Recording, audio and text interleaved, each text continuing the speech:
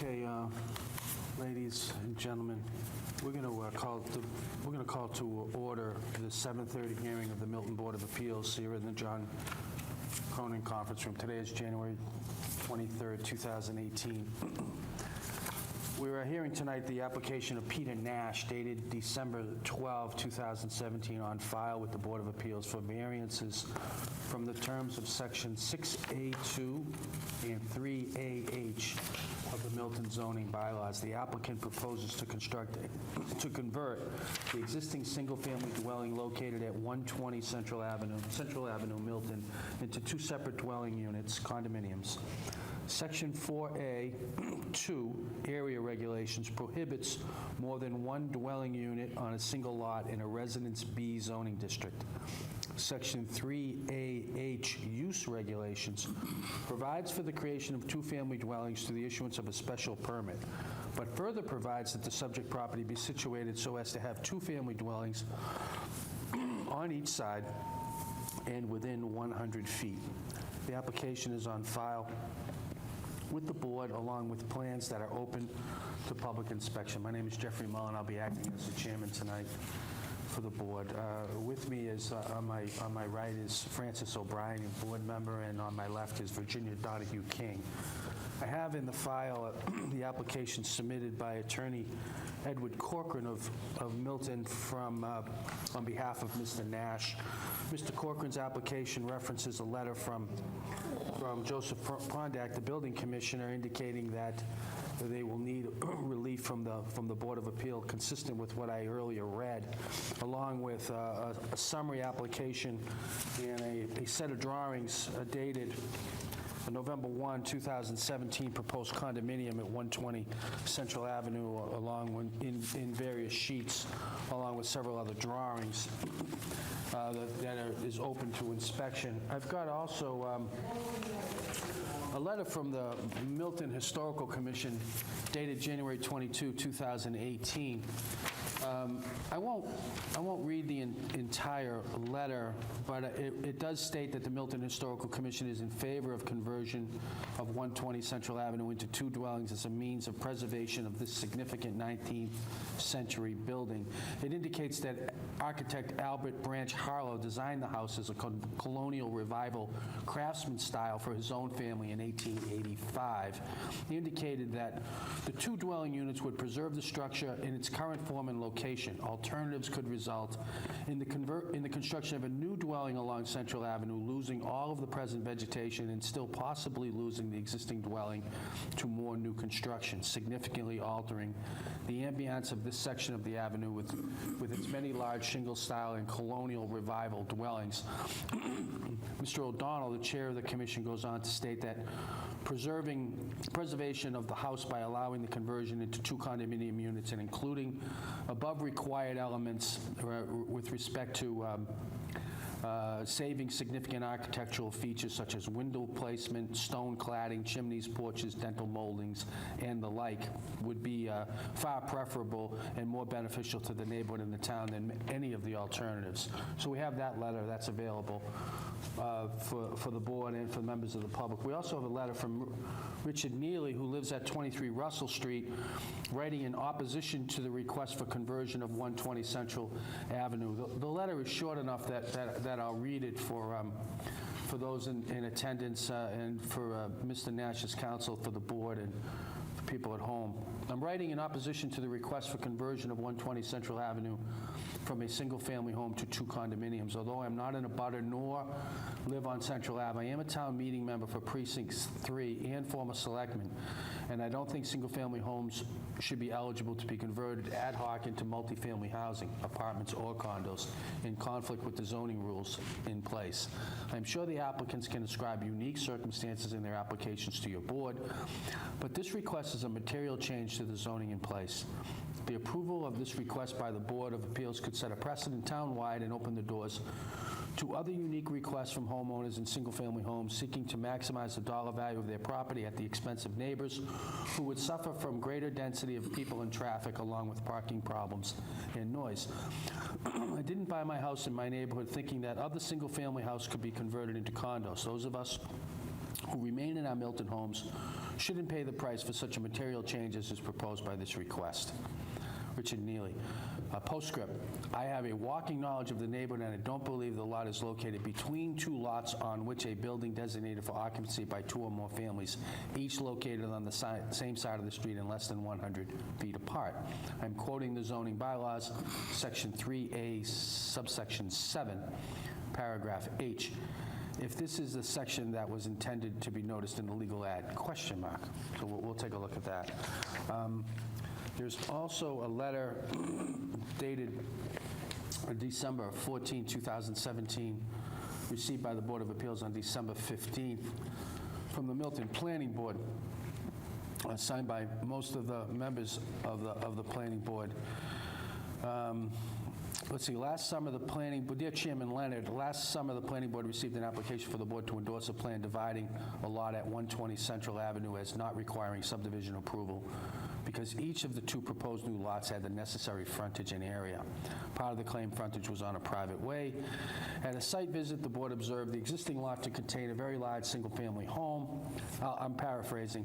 The resulting visuals from Central Avenue would not be good from the construction of a new dwelling. It was apparent to the planning board that the very irregularly shaped lot with a large house more or less in its center could not be divided into two lots and retain the special estate-like qualities provided by the large architecturally distinguished house on a largely wooded lot with setbacks appropriate to the size of the dwelling.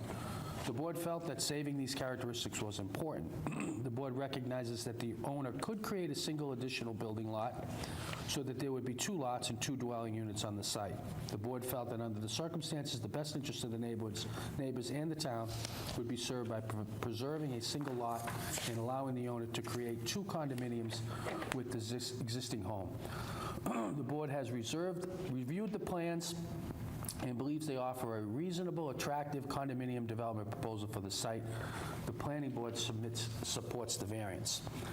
So with all of that, I see Mr. Corcoran has joined the board and is prepared to make his presentation. Welcome to the board. How can we help you tonight? Thank you very much, Chairman Mullen, members of the board. I anticipate that I'll be joined by Peter Nash at some point this evening. I did speak to him yesterday, but I'm here on his behalf, and so I thought first a short travel of where we've been. It was almost exactly a year ago that we were before this board seeking a variance for 3 units in this building. I think it was January 17th was the evening, and after one night of hearing and a site walk, it was clear with some opposition to neighbors that there was some potential opposition to a 3-unit conversion, and so we were allowed to withdraw the application. Thereafter, Mr. Nash paid for and prepared an A&R plan that was submitted to the board, to the planning board this summer, which essentially would have cut the lot in half. I don't have a copy of the A&R plan with me, but this is the plan referred to in Mr. Whiteside's letter. So Central Avenue is here on this GIS map that I took from the town's website that's attached. Essentially, we'd have carved 100 feet of frontage on Griggs Lane and a 20,000 square foot house lot containing an existing house, and 100 feet of frontage plus along Central Avenue and a 20,000 square foot house lot. We could have carved 2 lots. They would have put a house down below. I think that just was really a concern to a number of people, the planning board in particular. I never thought it was a good plan. I always thought that a better plan would be to seek the variance that we've requested here. So there was, as Mr. Whiteside indicates in his letter, there was a site walk. There were a couple of nights of hearing before the planning board, the result of which they recommended approval of the variance. We went back to the Historical Commission. We presented, as we had before the last hearing, and obviously Mr. O'Donnell, on behalf of the Historical Commission, has requested, has recommended approval, subject to strict provisions that would require the architectural features to be maintained to the extent possible. I also met several times with neighbors. Kathy Smith is here. She is a direct abutter at 148 Central Avenue, and with Ed Tobin, who is a direct abutter at 45 Ruggles Lane. This larger lot, this is the property in question. This is the Smith property. This is the Tobin property. Smith and Nash own jointly to the middle of the private way. Smith and Tobin own jointly to the middle of the private way to Ruggles. And the three of them enjoy common rights of access over that private way between Central and Ruggles. We've had some conversations with both the Tobins and the Smiths about potentially cutting off the access for the Nashes to Ruggles as a separate component of this. But I think in light of the amount of time that we spend, I'm confident. I know that when in my meetings with Mr. Tobin and Ms. Smith, I'm confident that they are in support of the recommendation here, although I won't speak for Ms. Smith. She's here, and she can speak on her own behalf. The one thing, I think the last time we were here, I was urged to look at the condominium conversion bylaw that the town has in particular. And I have done sort of an overview set, a table as to how the application comports generally with the requirements that there's a fundamental starting point in that the minimum lot size that's applicable under the town's condominium conversion bylaw is 10 acres. And there are two significant condominium conversions that were done under that. One is the 333 Brush Hill Road condominium, and the second one is the condominium at Milton Street off of between Blue Hill Avenue and Brush Hill Road. I think otherwise, the goals, if you see the purpose is to permit existing buildings on large tracts to be redeveloped. I suppose you could make the case that this is a lot that is large for a Residence B district. It's twice the minimum lot size in a Residence B district, so you could create two lots. And so the idea of preserving one, the main building and preserving it as a single lot rather than dividing it would be preferable. It does abut multifamilies in the Residence C district. Again, if you look at this plan, across Griggs Lane, you have a two-family, a four-family, a group home across the street, and a two-family diagonally across Central Avenue. It requires a variance because it can't get a special permit because it doesn't sit between multifamilies on either side. And so it would require a variance for the multi-use purpose. We are preserving existing buildings. This is, as the Historical Commission has pointed out, this is a building that is on the MACRIS website and the Massachusetts Historical Commission website. It's a contributing structure to the historic area. It's an 1885 structure, and so the goal of preservation, I think, is important. I think it would generate some new tax revenue. I think two nicely done condominiums would increase the value of that property relative to the tax value today, and it will preserve some open space. I think approximately 40% of the lot will be preserved in its existing condition as open space. The specific requirements doesn't meet that first requirement regarding 10 acres. It does meet the age of the building requirement. There's a calculus that deals with number of units where you're allowed to have n-2 units, where n is the number of acres. So again, if you're dealing with a 10-acre lot, you can have 8 units. So it really doesn't apply here because in this case, 1 acre minus 2 would be, would leave it as open land. Minimum condominium size is 1,200 square feet. This building is north of 5,000 square feet of habitable space, so each unit would contain more than 2,500 square feet. No external enlargement greater than 5% of the above-grade floor area. The only addition enlargement is a deck shown on the plans off of the easterly side.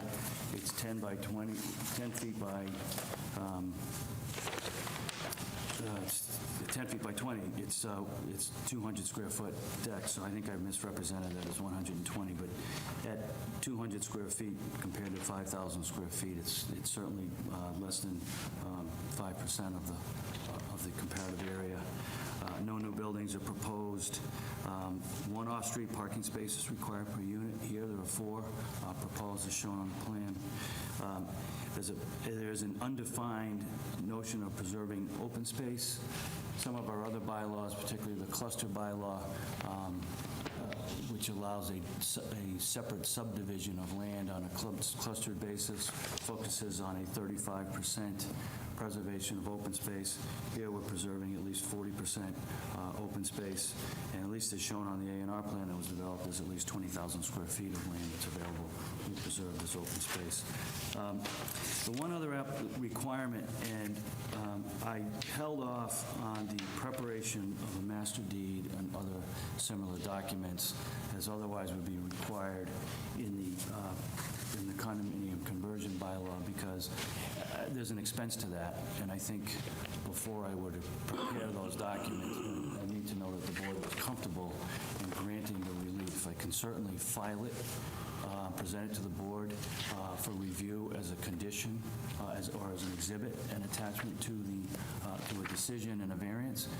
But if you look at section 9, it does talk to the application, submitting with the application a form of master deed and unit deeds associated with that. I have with me an example of a master deed for condominiums that were created in 2014 at 154-156 Blue Hills Parkway. It's property that immediately abuts the Knights of Columbus property on the Parkway side. There's several dozen condominium conversions within our Residence C and B districts, but those are conversions under the state's Condominium Act of existing multifamilies.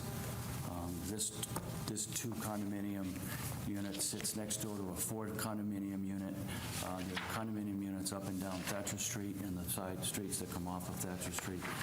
So I'm aware of, I've done research of a number of condominium conversions, but condominium conversions where they're already pre-existing zoning as either 2 or 3 or 4 unit properties. Certainly, you can't convert something unless, I suppose, if this were between two families, you could convert to a 2-family and then create a condominium. We need the right to do the 2-family before you can create the condominium. So I think in significant terms, the goal, the outcome of a condominium here really meets the goals of the zoning bylaw that were put in place with respect to the condominiums. I think it's a separate question. It's a question for the planning board and for town meeting at some point to take a broader look at the preservation of some of these larger homes and what's the best way to assure that preservation. I know that just up Canton Avenue, I think on the other side of Valley, on the corner of Valley Road, there's an 11,000 square foot home. I can't, on a Residence B lot. I don't see how that trades over time as a single family dwelling. It's built for another day. It certainly wants to be preserved because it's a beautiful structure. But there ought to be a bylaw provision that deals with more broadly this type of activity. But I think in this case, and I appreciate Mr. Neely's thoughts on this, but I've said to various iterations of this board, I've said to the planning board recently, you're not creating precedent. You would be voting specific to the merits of this case. And I think it's, in my opinion, it's lazy lawyering to simply say, well, you did it over here, so you ought to do it over there. I think every case is unique, every property is unique, and I think the determinations that get made are unique. And certainly the board takes that position when you grant variances in other ways for other properties. Every property is unique. So with that, I will pause, and unless whether the board has any questions, and certainly you have questions of Ms. Smith as well. Okay. So, Thank you. Let me just do a little bit of thank you, Mr. Corcoran. Let me do a little bit of housekeeping. When I read the advertisement, I referenced Section 3AH, which was in the ad. Mr. Neely picked up on that and references Section 3A7H, which is the correct reference, 3A7H. I want to read 3A7H because of Mr. Neely's postscript so that everybody understands how this applies. The applicant has asked for a special permit, actually a variance, but I think a special permit applies here. Because the use regulations in Section 3 read as follows: any of the following uses,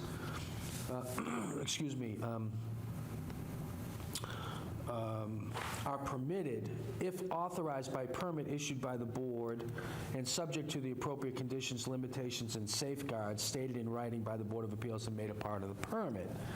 A two-family house, if the lot on which it will stand lies between two lots on which a building designed for occupancy by two or more families each, located on the same side of the street and less than 100 feet apart. Okay, that's what the bylaw says. Mr. Neely says that that does not apply. The bylaw goes on to define a two-family house as a residential building fitted to be occupied for two families which are independent of each other as regards the preparation of food. Mr. Corcoran, just for the record, can you confirm that these units are independent of each other as regards the preparation of food? they will be separate units with separate They're kitchens. completely independent of each other. Correct. They have separate entrances and separate exits. That's right. Yeah, okay. So the question is whether or not the lot on which the building will stand or does stand lies between two lots on which a building designed for occupancy by two or more families each located on the same side of the street and less than 100 feet apart. And the answer to that is no. It does not, that is not, There are three multifamilies on one side, all opposite on Griggs Lane, over here. These three are all multifamilies, but on the other side, on the same street, you have single family. That's why I've requested a variance, because I don't think I'm eligible for special permit. got it. Got it. And What does Mr. Prondak say about that? he agrees with me. Okay, I just want to square this issue before we move on so that we all understand. Yeah, okay, so Mr. Prondak says that the proposal would violate sections 3A, H, 7H, and 6A2 with respect to area, and your application for a building permit is denied. You may seek relief through the variance process. So you have asked for a variance with respect to the use regulations, that is to permit a single-family lot or a lot being used for a single-family home for two-family purposes, which for our purposes will be, which for your purposes, ownership purposes, will be converted to a condominium. Correct.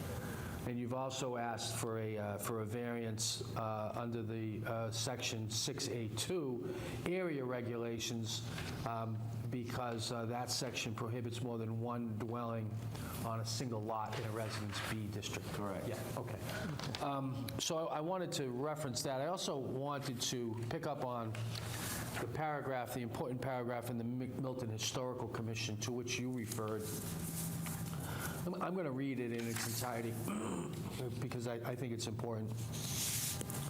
We would urge that a variance for conversion include the requirement that significant exterior architectural features such as window placement, stone cladding, chimneys, porches, dental moldings, and the pedimented main entrance, as well as interior features such as paneling, mantels, staircases, etc., be preserved as part of the conversion process. If it is necessary to replace architectural elements, they should be replaced in kind and style, and any new railings should match the existing. The property grades and retaining walls should be kept as they currently exist. Features such as these make the dwelling significant and would enhance the value to subsequent owners, recognizing that a major purpose in requesting this change in occupancy is to preserve this existing historic structure. So I want to get that on the record, but I also want to, I think your client is behind you. Mr. Nash just arrived, yep. Mr. Nash, you want to join us? And you're welcome to join us. We're at the point of the hearing where we're accepting testimony, and Mr. Corcoran has just completed putting his case in. Let me ask you for the record, does your plan address this paragraph, and is your testimony, or can you testify as to whether or not the proposal that we're hearing tonight would comply with the request of the Milton Historical Commission Yes. in every respect, In every interior and respect. exterior? Yes. And with respect to the replacement of the moldings? Yes. Okay. I think if you recall, before the prior hearing, we took a site walk and we went through the building. Oh, I remember it. That was a great Saturday morning that we spent at the, oh, I remember that. I met you, your son. Yeah, yeah. But there is magnificent woodwork inside that building that Sure. absolutely needs to be retained, and that's certainly the plan to do so. Yeah, okay. Okay, so I have some more questions, but I'll ask Mr. O'Brien if he's got any questions of the applicant at this I'll time. defer to my colleague to begin with. Mrs. King. I'm sorry, have that was the questions? question. I do. How does that match with the dining room, which I do recall as being beautifully paneled? I think, turning into a actually, I kitchen? think we might keep that. I've been thinking about keeping the 4 rooms downstairs the same, the dining room, the den, and the living room. Here's the problem. If we approve this, it's going to be that it has to substantially comply with the drawings that we have here. So that rather changes things. I was thinking about leaving the kitchen where it is. Leaving that go with the first floor condo. So we would need different drawings, I Yes, yes. imagine, to Yeah. approve of this or disapprove. If it's okay with the board, I can make adjustments later. I don't know. No, it's not okay. Usually that's not the case. So let's get through the question and answer. But when you say thinking about, Mr. Nash, are you literally thinking about, or is that your proposal? Well, no, I was thinking if I could change it a little bit. Yeah. So Mrs. King's question is about the Historical Commission's request that you limit the modifications to the interior of the property, recognizing that a large part of their support is all about changing the not changing the historical character. And what you're testifying to is you're thinking about not making the changes some of the changes that were proposed on these drawings. Exactly. Yeah.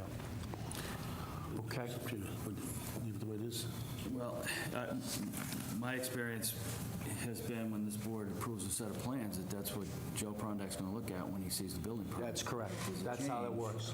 You have to come back for an adjustment. So Mr. Chairman, Mayor. Mr. O'Brien. One of the biggest problems that I had with the initial proposal for this condominium, this building, and by the way, I think this is a thoughtful and interesting proposal, but one of the biggest problems I had with the initial proposal was that it was not ready for prime time. It was way too loosey-goosey for me. It was not well thought out. I didn't have definitive plans and whatnot. I'm not prepared to support anything without a definitive plan. And by that, the practice, my practice, the practice indeed of my colleagues on the board has been that whatever relief the board grants is contingent upon it being completed in substantial conformity with the plans that the board has approved. What I'm hearing tonight is that that's not the case.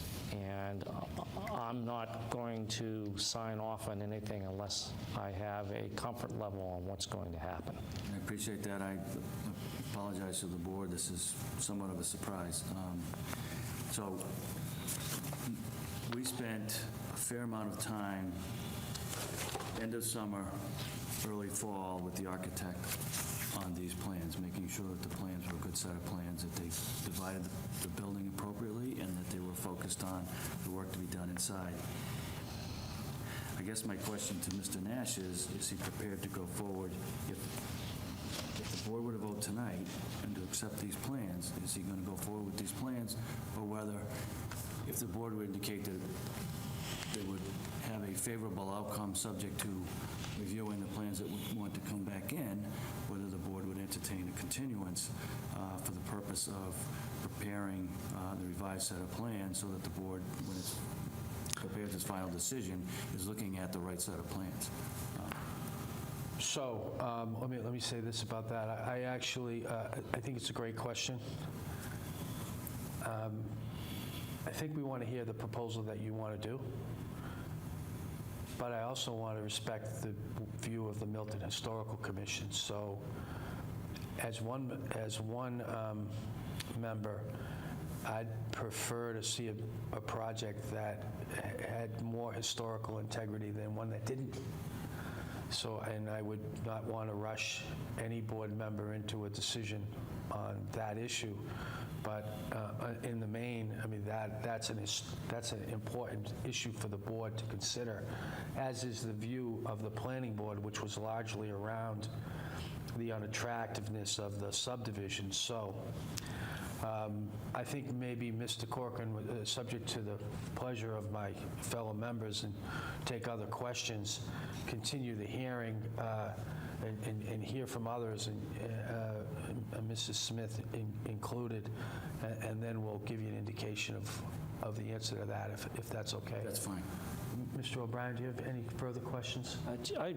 One other thing I want to leave you with, which is that it's obvious that a lot of work has gone into this, including a number of significant meetings with the neighbors. And I would certainly not want to, I would want to make sure that whatever representations have been made to the neighbors, whatever expectations that the neighbors may have based upon the plans and other materials that they have seen, would be respected going forward.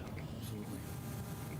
So, thank you, Mr. Chairman. Mrs. One thing that I know that received favorable comment from the neighbors that this past year, the building was completely repainted, and Saw that. that was well received by the neighbors. Mrs. King, questions? Just,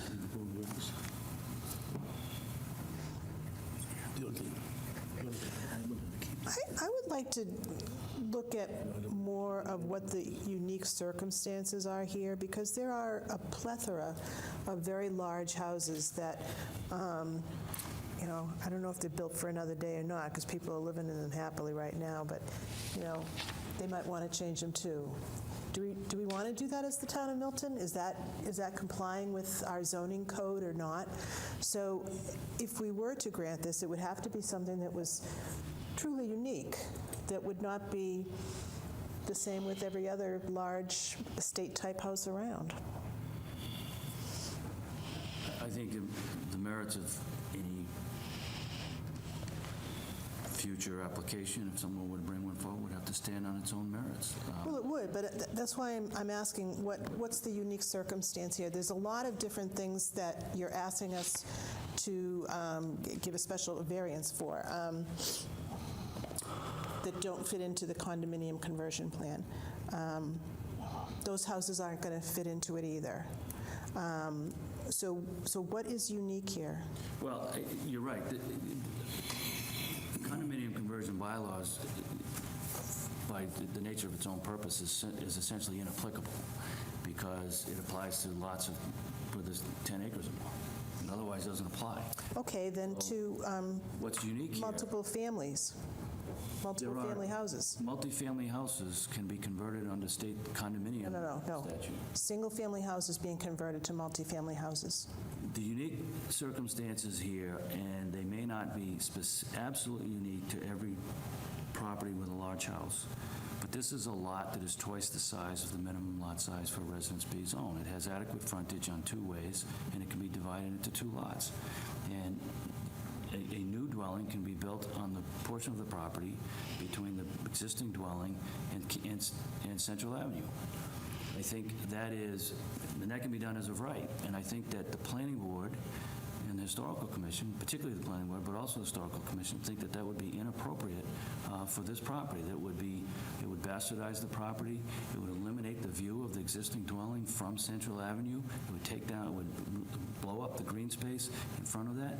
I mean, that is not absolutely unique only to this property, but it's certainly a significant factor to whether or not the board in this case ought to look at the uniqueness of those circumstances as being sufficiently unique and is sufficiently in the town's interest to convert this property from a single family to a 2-family. I think it is a separate question and a legitimate question for town meeting to take up with through the planning board another day, whether or not it ought to revise the existing, either create a new condominium conversion bylaw or revise the existing to allow larger historic dwellings on lots in residence A, B, and C districts to be converted if it's an appropriate way to assure proper maintenance and preservation of the historic characteristics going forward. This is a property that this could be torn down.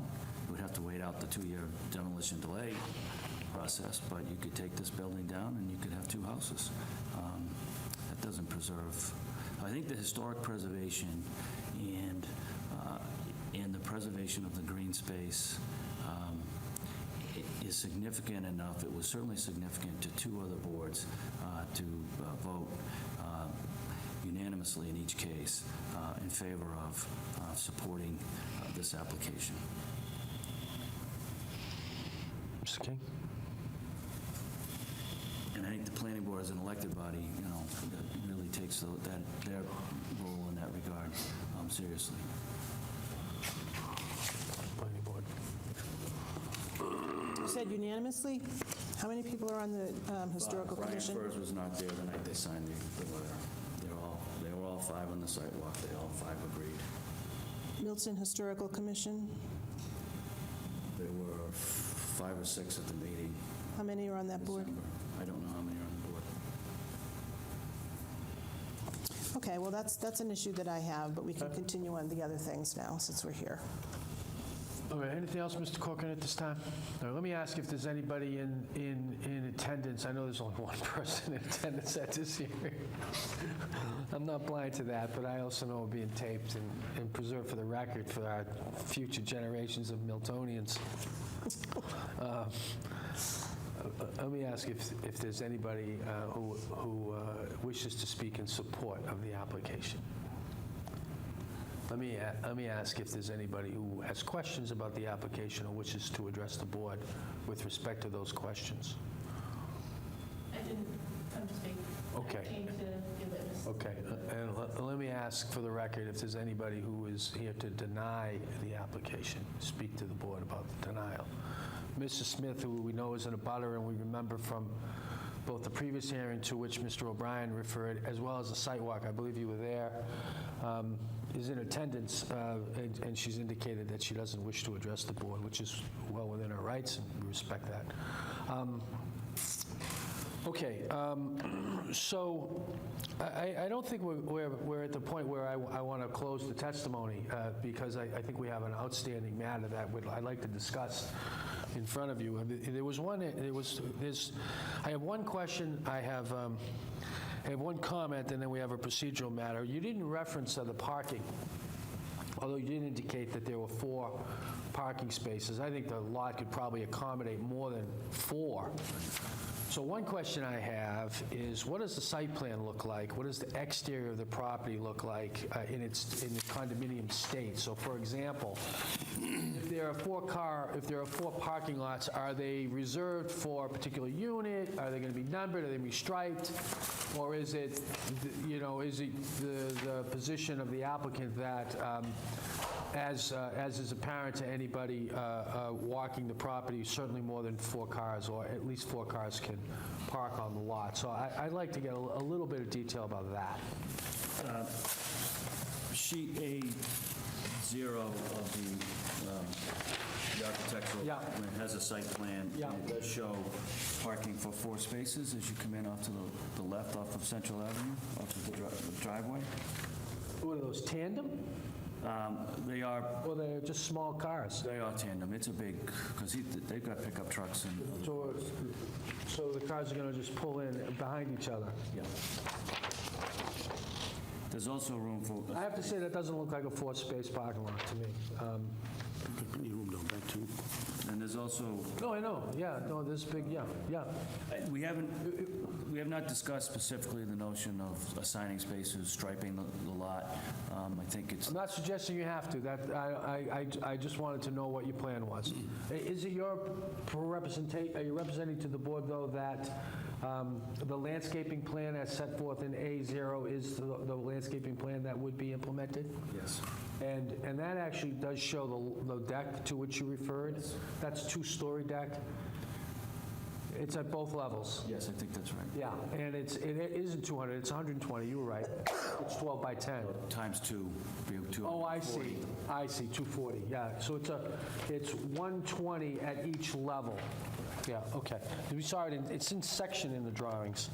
Okay, so that was my question. And I would just say to the issue of parking, the number of spaces, the room for spaces, we haven't striped it on the plan, is adequate to meet either the parking requirements for single families in a Residence B district, which is 2 per unit, or under the condominium, if you would to apply the condominium conversion language, it's 1 per unit, so. Yeah. Well, one of the reasons for the question is whether or not there'll be parking in the main driveway. Because one of the issues with this lot that is very unique is the joint access enjoyed by the Smith family and the Tobin family. You referred to that in your testimony as to, yeah. Yeah, but all of this area off of it is available for parking, either for visitors and otherwise, Yeah. without blocking. Yeah. So what is your, you alluded to the potential to block off the access to Griggs, to Ruggles. What's the plan with that? There's been discussion between the Nashes, the Smiths, and the Tobins about the Smiths, see it on this plan. The Smith and driveway, so this, from Central to this property line, the Smiths pull into their driveway Right. before they get beyond, and the Nashes pull in here. There's been some discussion. The Nashes exclusively use this stretch of the private way. They have rights to Ruggles in common with the Tobins and the Smiths. The access to Ruggles is Tobin's main driveway. Tobin also uses this. Tobin comes off of Central to avoid the Ruggles mess. When these lots were created, they were created with a common easement for access from Central to Ruggles for all 3 lots. All 3. They all own to the middle of the way. Yeah. So there's been discussion about cutting this off for the Nashes. Nashes agreeing to cut that off because the Nashes really don't access Central via Ruggles. Yeah. And other people kind of wander through. Right. It looks like a driveway. It doesn't really look like a way, but people treat it as a way, particularly I think as they see mail deliveries and other deliveries being made, and people do cut through. So the reason I asked the question is that's hard for the board to respond to something that might happen in the future. And I think that the access and kind of the use of the driveways is fundamental with a more intensive use of the home. So it's one thing to have a joint access from Central to the premises and from Central to Ruggles that might get cut off someday, but I'd like to know, I think the board would like to know what the future of that is, partly because in our site tour and in the previous testimony from both Mrs. Smith and Mr. Tobin, who was here at the last hearing, as I recall, well, along with his wife, it would be good to know. I'm not asking you to resolve it tonight because I think it's been a strong recommendation from Mr. O'Brien that he wants to see these drawings. And I think the board has a certain level of discomfort approving something it hasn't seen, especially where the testimony has been that the Historical Commission is very interested in that very issue. And because they are, I am. Not that I'm not independently interested in it, but the Board of Appeals doesn't necessarily be too interested in the interior features of a home. But because the testimony of the Historical Commission is such, I think it's important to see the drawings, or to know at least what you're proposing to do with respect to that matter. So I'd like to suggest that maybe we should, I hate to do this to people, but maybe we should put this over and see if we could get those issues resolved or at least addressed before we considered it further. But I'll put that out to the members of the board and see whether or not that's possible, and then we can address the applicant. Is that something that works for the board? Yes, Mr. Chairman, if I could be so blunt. Mr. O'Brien, please be blunt. There's a credibility issue here for me. I want to know what I'm approving or disapproving. And right now, this is an imaginative and unique proposal relative to a particular piece of property. I do share some of my colleagues' concerns about how unique. However, if we're going to go forward with something, I want a reasonable amount of certainty that what is said is going to happen and what is being represented is going to happen is indeed going to happen. And right now, I don't have that level of comfort. I appreciate that, Mr. O'Brien.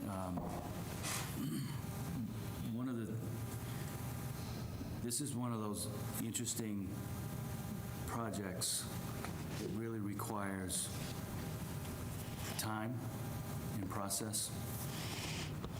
If the planning board were the permit granting authority, this would be 2 or 3 nights of hearing, some iterative activity in response to specific issues or concerns.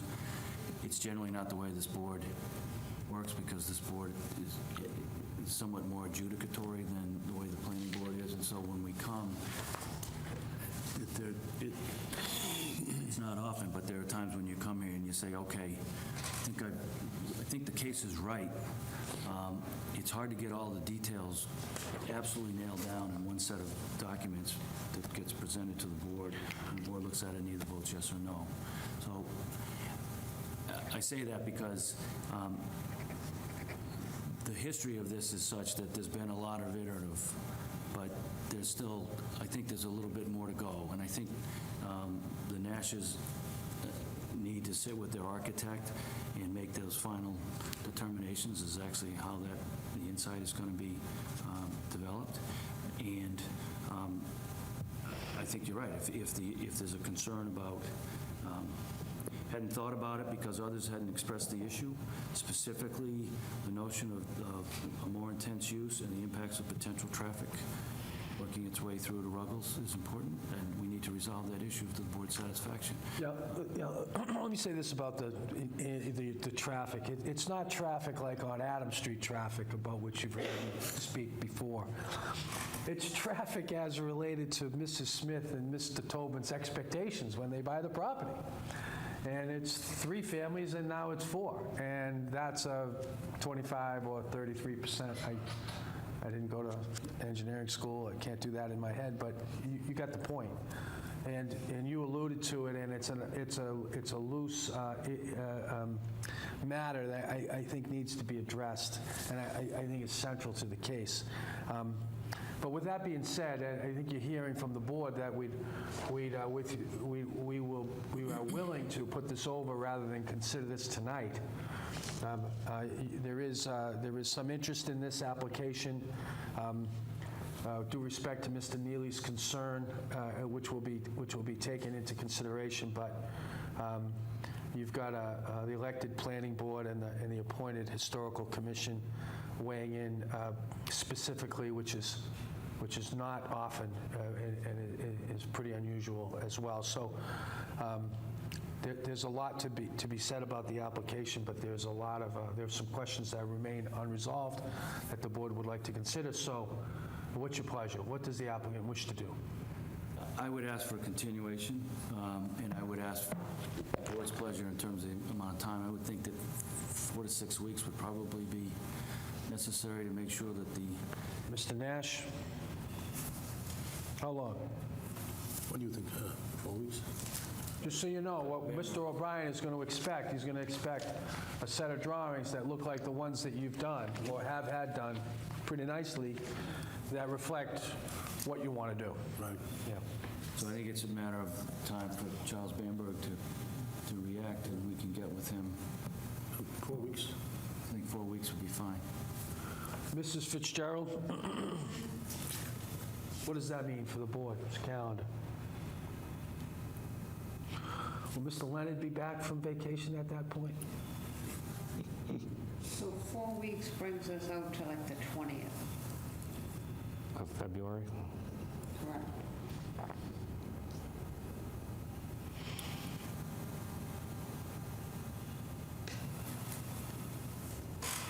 I'm away the following week. 19th is President's Day, so 20, 21, 22 are all fine. Actually, the 22nd would be a planning board night. That would be... You're going to want the next week. I mean, then you're into March. Only because you say 4 weeks. You're dealing with your architect. Let's do the 27th. 4 weeks, So the following week, the 27th, would be That's a Tuesday night. Tuesday night. Mr. O'Brien?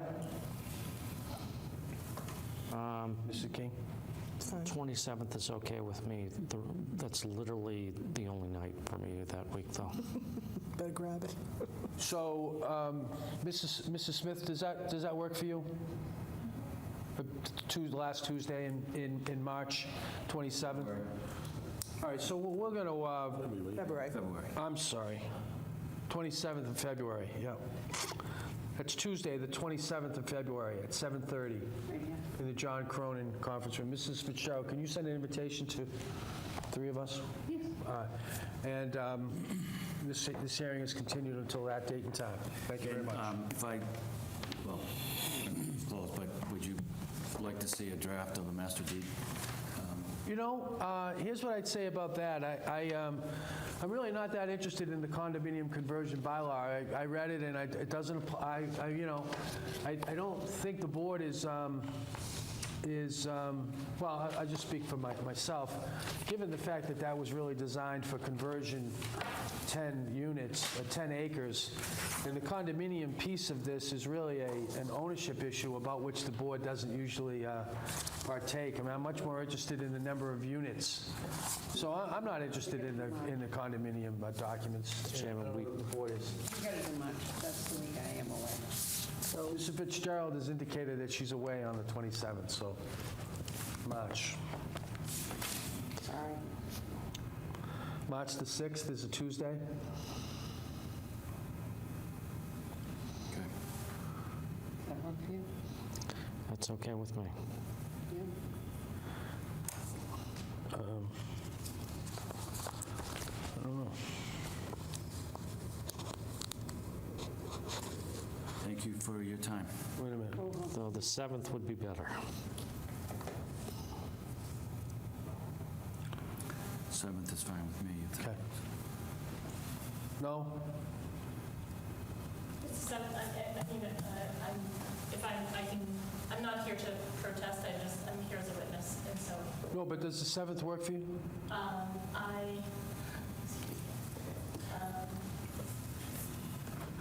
It'd be a Wednesday. yes, sure, yeah. What's that? No, we'll say the 7th. So this hearing's continued until March the 7th, 7:30, John Cronin Conference Room. Mrs. Fitzgerald will inform the members. Thank you very much. Thank you, Mr. Chairman.